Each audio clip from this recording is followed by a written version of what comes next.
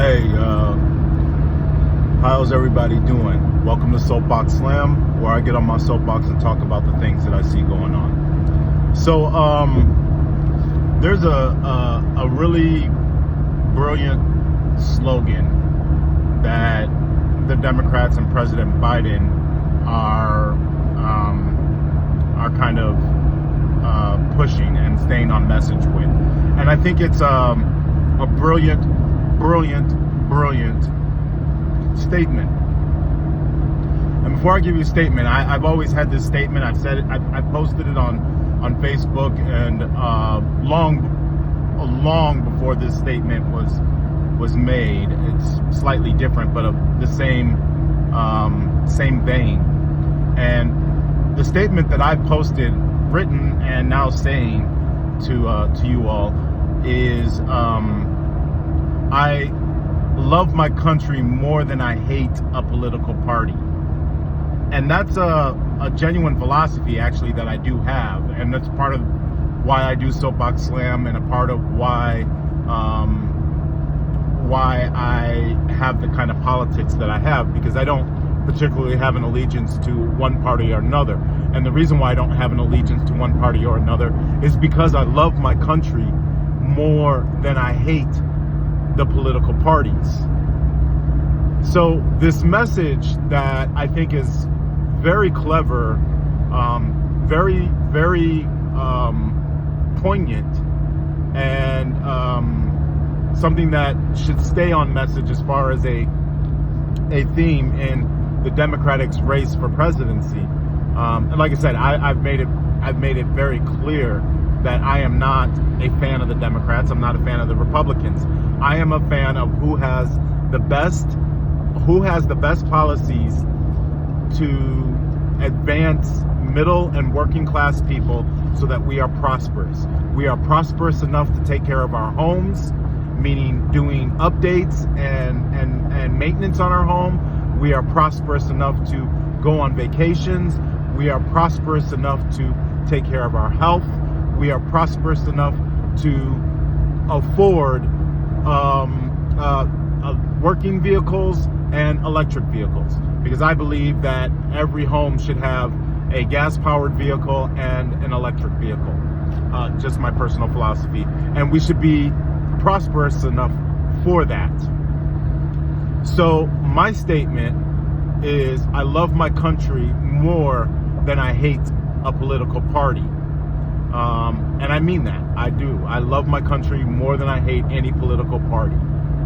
The statement that the Democrats are saying, and again, it's a clever, brilliant statement, you can't love your country only when you win. It's brilliant. You cannot love your country only when you win. That is a very well created statement, and there's a lot of meaning behind what that statement says, and that's what a good statement does do. And years ago, I remember in the 80s, when I was young, and I would go spend a lot of time with my extended family, and we would have heated conversations at the kitchen table and during the holidays, and talk about politics and debate issues, right? And I mean, we would debate anything from capital punishment to abortion to modified foods to I mean, we just the gamut of things, line item veto. I mean, these were all big ticket issues in the 80s, and these were things that we discussed in our family, around family time. Very involved conversations. And I was sternly corrected then, when one of my dear uncles, who I love dearly, said to me that Ronald Reagan was my president, whether I liked it or not. He's still my president. And now I hear a lot of people these days be like, that's not my president. And it goes along in the vein of what the Democratic agenda and messages, and in the vein of what I say and why I came up with my message. That vein being, you can't only love your country when you win, or I love my country more than I hate the political parties.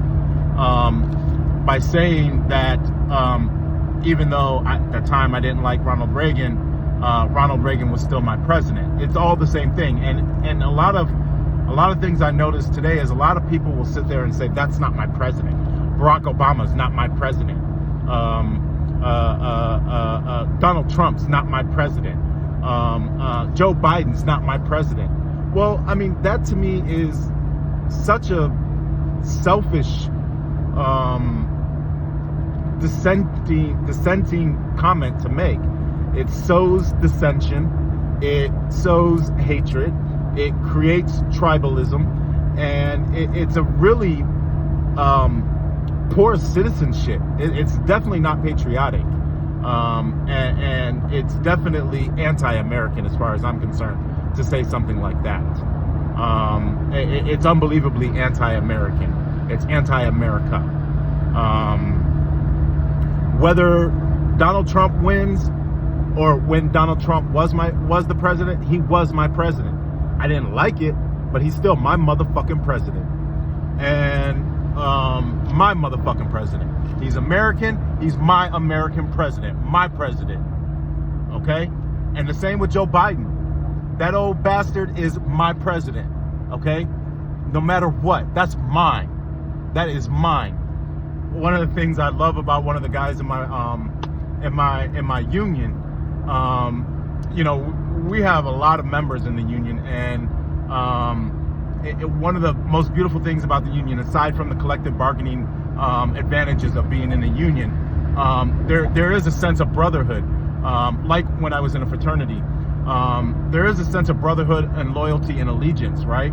And one of the most beautiful things that one of my union brothers said was, we were kind of squabbling with some laborers, a different trade, and and me and this particular union brother, we're not the. I think we have the utmost respect for each other, but we're not the best of friends. I like him, I respect him. He likes me, he respects me. We're both hard workers. We both have strong work ethics, but we differ in opinion. But anyways, one of the laborers was saying something about, it wasn't even me. I think it was about another guy. And my union brother stepped in and he was like, nah, you don't talk shit about our guys. I said, we can talk shit. He said, we can talk shit about our guys. We can say that shit. But you can't say that shit. Say that shit again, we're going to have a problem, right? So I use that as an example, and I love that guy. I'm not going to use names, but I love that guy. And I love that principle, and I love that philosophy. I love that loyalty. I love that that sense of dedication to the brotherhood, dedication to the union, dedication to our organization. Because yes, we have differences. We are not monolithic in the sense that we are all the same and voting the same or believing the same things or anything like that, right? But when it comes down to our trade and our work, you're not going to fuck with somebody in our trade and our work. You're not going to fuck with another guy who does what we do, right? So, likewise, that's how I feel about my American presidents. Don't fuck with Donald Trump. I'm talking about all the other countries out there or whatever else. That's my trash. I might not like my trash, but that's my trash. I'll deal with my trash. You don't get to deal with my trash. I'll deal with my trash. Donald Trump is my trash. Same with Grandpa Biden.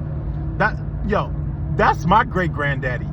Y'all can't, talking about other countries, right? Y'all can't fuck with my great granddaddy, right? Like, y'all can't fuck with that. Leave my granddaddy alone. I'll deal with my great granddaddy. Y'all shut the fuck up and get in line. Otherwise, you're going to get the wrath of us, right? So that's kind of how I feel about, the politics. So I just want to get on my soapbox and be like, and just say to everybody,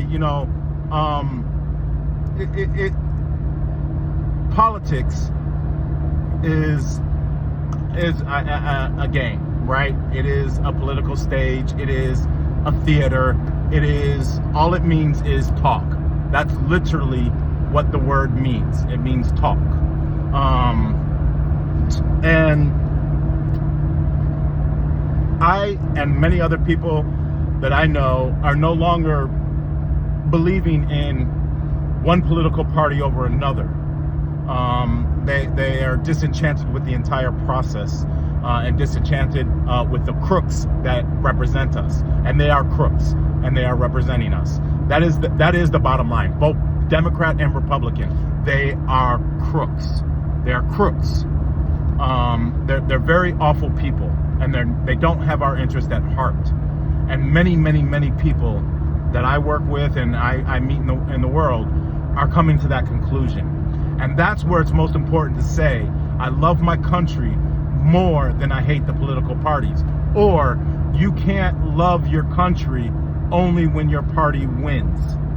Okay? That's your president. That's my president. And I think it's very important for us to have an allegiance to something.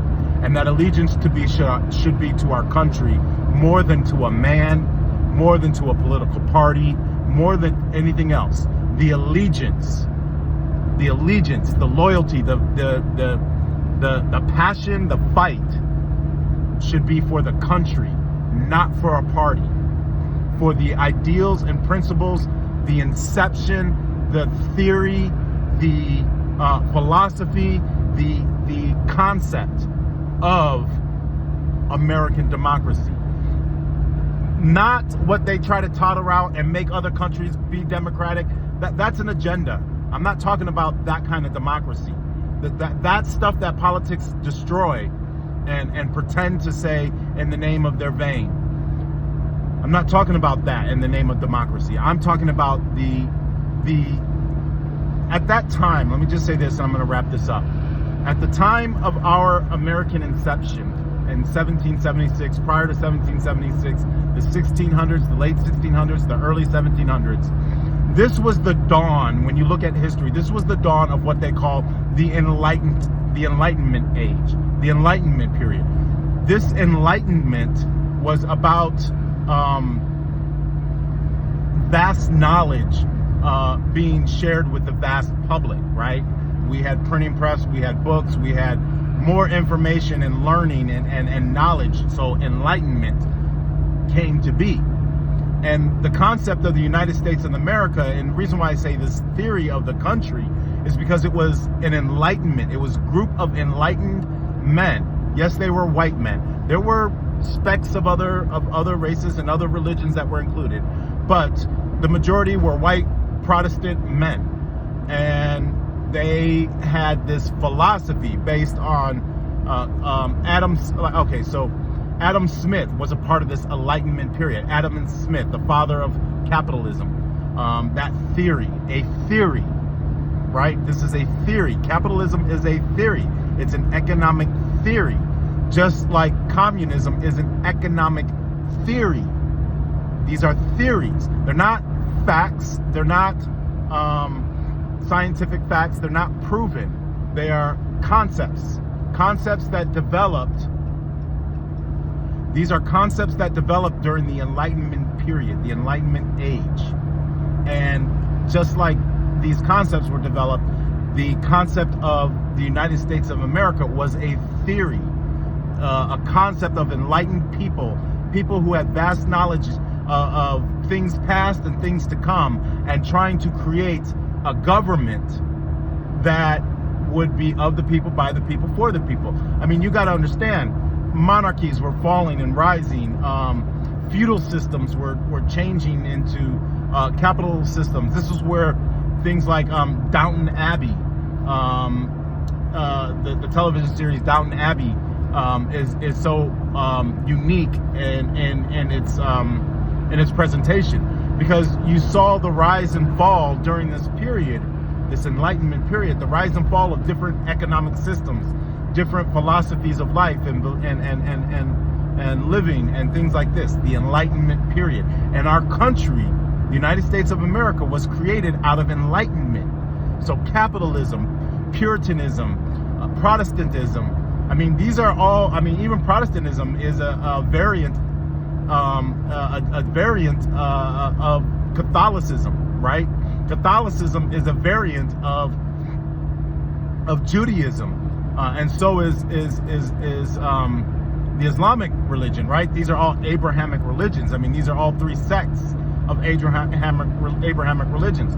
But particularly with the Enlightenment period, Protestantism, Puritans, people breaking away from organized, established, crooked churches, and hanging on to their moral values, their evangelical, moral, purist values, and contributing that to society and creating governments, local governments, larger governments, and nationwide governments, national governments.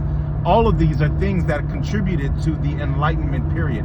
And that's what the concept of the United States of America is, an enlightened theory, a theory that came from enlightened people, or people trying to be enlightened and giving their philosophies, right? So that is what we should have allegiance to, not the corruption and the denigration that our representatives have. It's not them, and nor is it the party, nor should it be the party.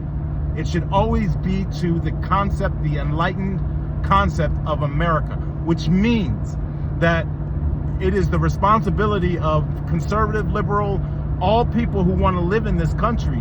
It is their responsibility to understand that this was an enlightened period, and to understand why the